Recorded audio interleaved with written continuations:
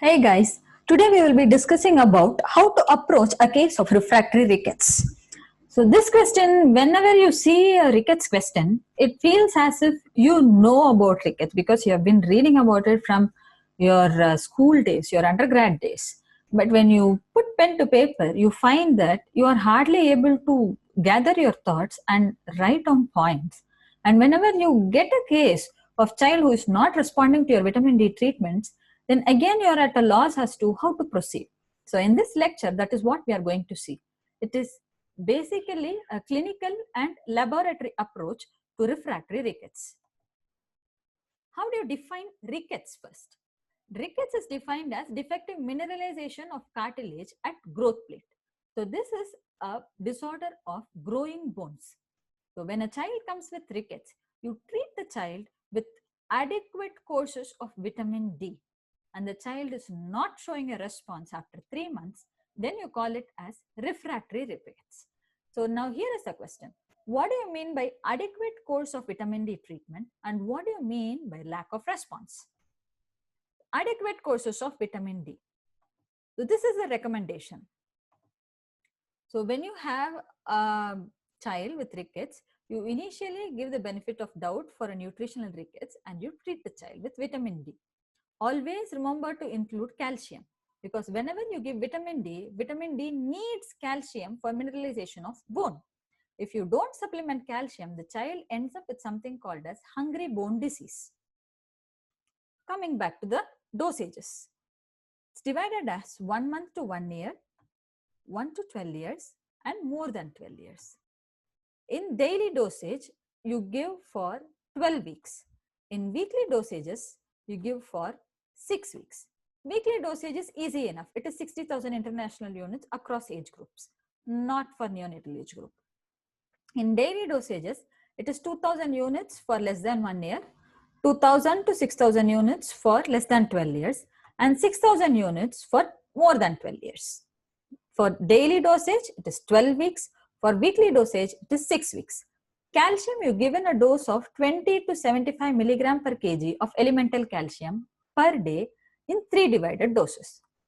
So, after you complete the course, which is 12 weeks for daily and 6 weeks for weekly vitamin D, then you see if the child is showing response. What do you mean by response? If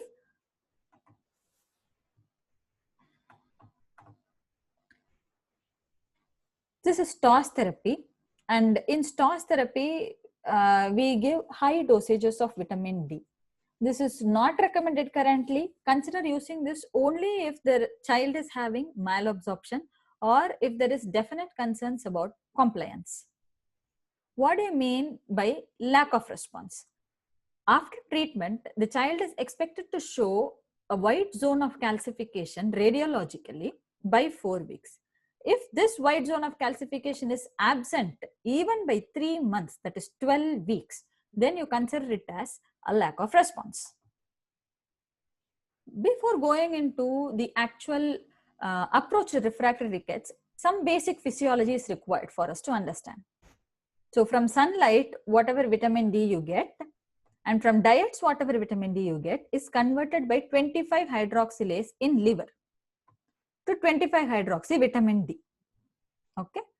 For dietary vitamin D to get absorbed, you need liver function.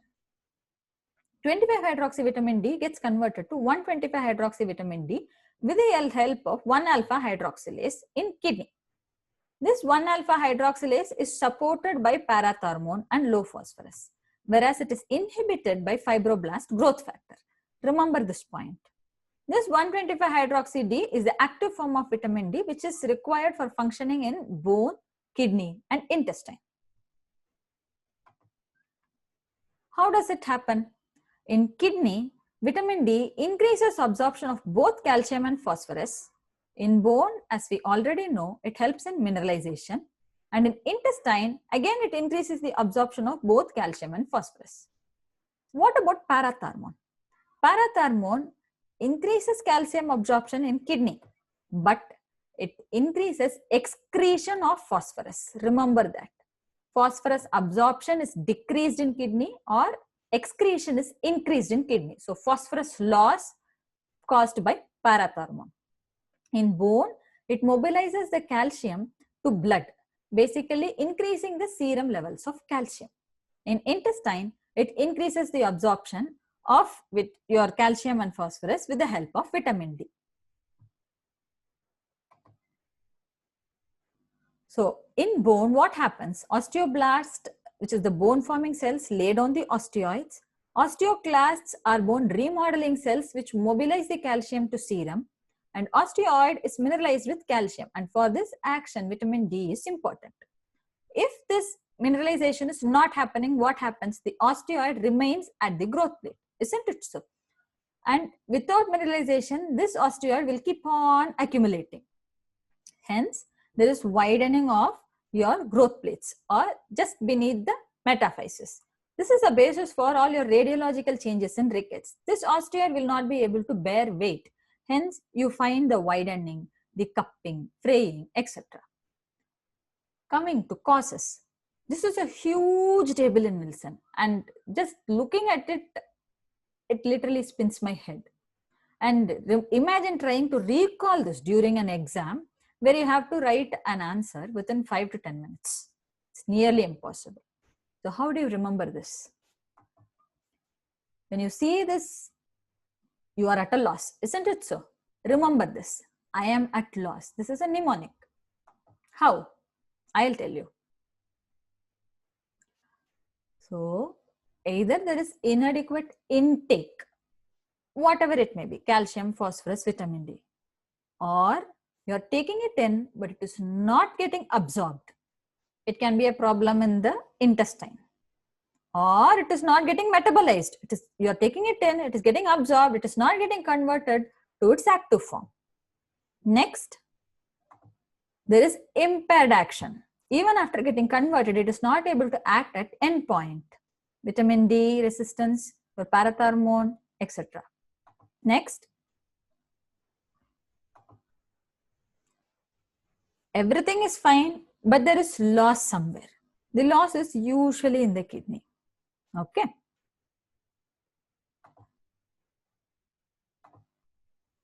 So now we will look at causes once again. Follow this now. In vitamin D, there is deficient intake. It is not getting absorbed properly, or it is not getting converted to its active form. After getting converted, it is not able to act in its final place of action. Calcium again same, decreased intake, it is not getting absorbed properly, or there is inhibitors for absorption. Phosphorus again same, decreased intake, or something is inhibiting its absorption, or it is getting lost somewhere. And renal causes, remember hypophosphatemic rickets. It can be autosomal dominant, it can be X-linked, it can be autosomal recessive.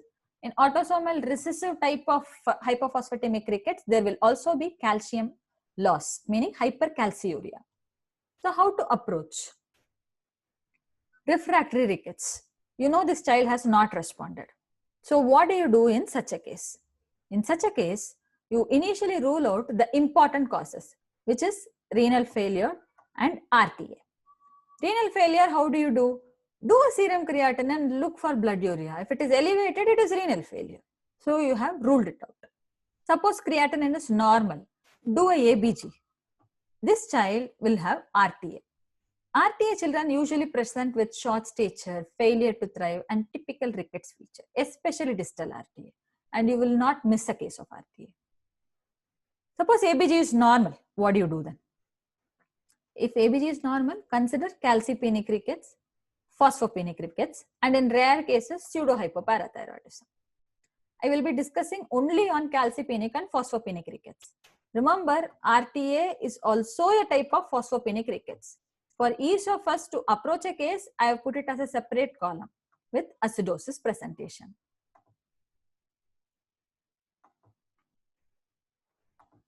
What do you mean by calcipenic and phosphopenic? Now you might be thinking, Madam, calcium low, though it is calcipenic, phosphorus low, though then it is phosphopenic. Why do we need this differentiation? It is not as simple as that. Clinically, calcipenic rickets children generally tend to be symptomatic and sick, meaning they present with tetany, they present with hypocalcemic seizures. whereas phosphopenic rickets are not as sick and hence they can present later, whereas calcipenic rickets can present with an early age. They are classically with upper limb involvement, whereas phosphopenic rickets have lower limb involvement. And in teeth, the calcipenic rickets present with dental enamel hypoplasia, and with phosphopenic rickets, they have dental abscess. Parathormone, there is high parathormone in calcipenic rickets, whereas normal parathormone in phosphopenic rickets. Why have high parathormone here? Whenever there is a low calcium, the calcium sensing receptor in parathyroid gland gets stimulated and it produces high parathormone levels. Low calcium, obviously, because that is the starting point of calcipenic rickets. Normal calcium levels in phosphopenic rickets. Phosphorus levels, note this point, in both calcipenic and phosphopenic rickets, phosphorus is low.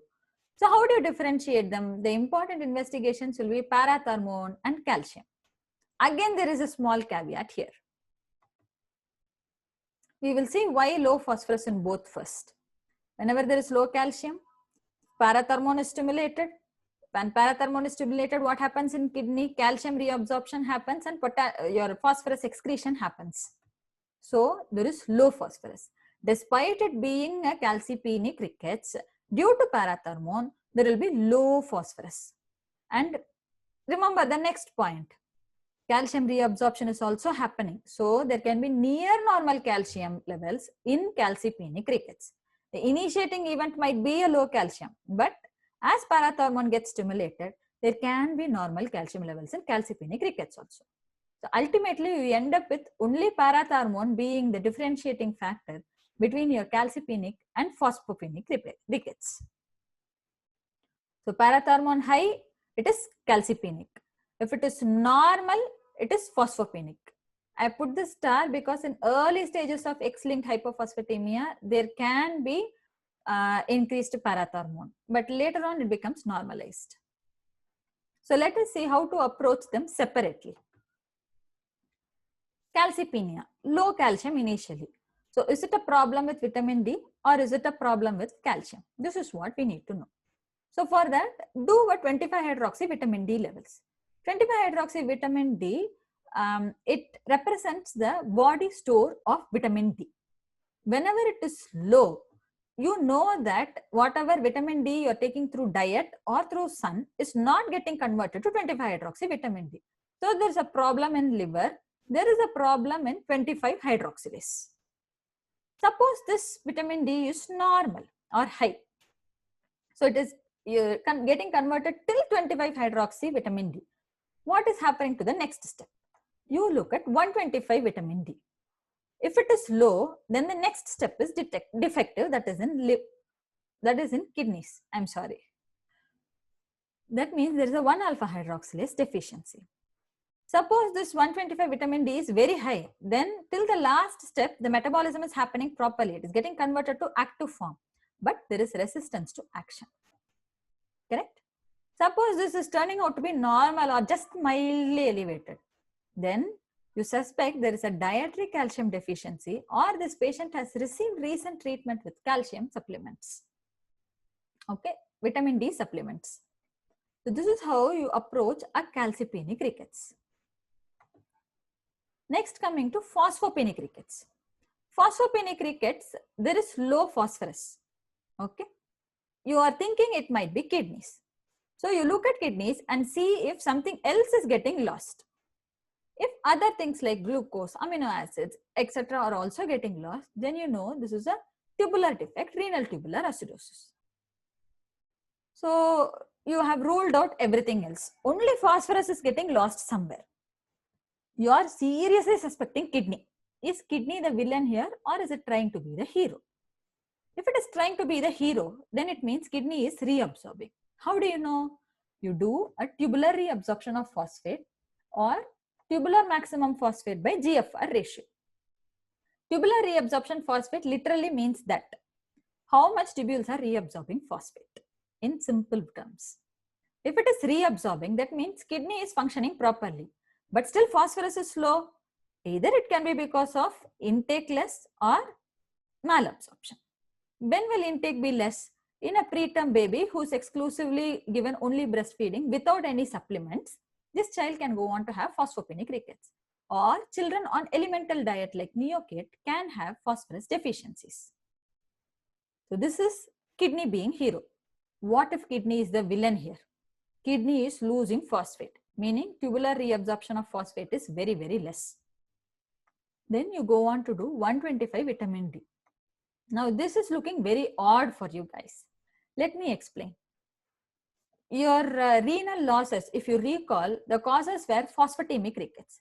Phosphotemic rickets can be FGF23, meaning fibroblast growth factor 23 mediated or non-fibroblast growth factor 23 mediated. Recall your physiologies. FGF23 inhibits 1-alpha hydroxylase.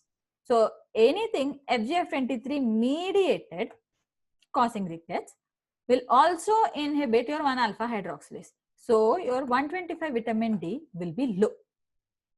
If it is going to be high, it means it is a non-FGF mediated cause of phosphopenic rickets. Example will be your hereditary hypophosphatemic rickets with hypercalciuria. That is the autosomal recessive type of hypophosphatemic rickets. Clear? This is how you approach a case of phosphopenic rickets. I'll just touch upon urinary calcium and phosphorus. See, urinary calcium is reduced in all causes except a dietary phosphorus deficiency and your autosomal recessive type of hypophosphatemic rickets, where there is also calcium loss. Urinary phosphorus is increased in all except dietary phosphorus deficiency, because kidney is the hero here, and in chronic kidney disease because kidney is not able to excrete phosphorus. So to summarize everything, whenever a question is asked or whenever a child is coming to you, you should know when to suspect refractory rickets. Apart from your definition, you should also know that whenever there is a failure to thrive, whenever there is a child with short stature, and whenever there is a child with fracture in the bone, then you suspect refractory rickets, because pathological fracture are definitely not a feature of nutritional rickets. First step, rule out renal failure and RTA because they tend to be the commoner causes. Then see if you can differentiate between calcipenic and phosphopenic rickets by clinical and biochemical factor, especially parathormone. In calcipenic, see if it is a vitamin D or a calcium problem by differentiating or doing 25 hydroxy vitamin D and 125 hydroxy vitamin D levels. In phosphopenic, see if it is a generalized loss or an isolated loss. See if kidney is being the hero or the villain. And if it is the villain, whether it is going to be FGF23 mediated or non-FGF23 mediated. Hope I made this topic simple for you guys. If you have any doubts, ping me down below in the comments. I put the references here. Thank you all.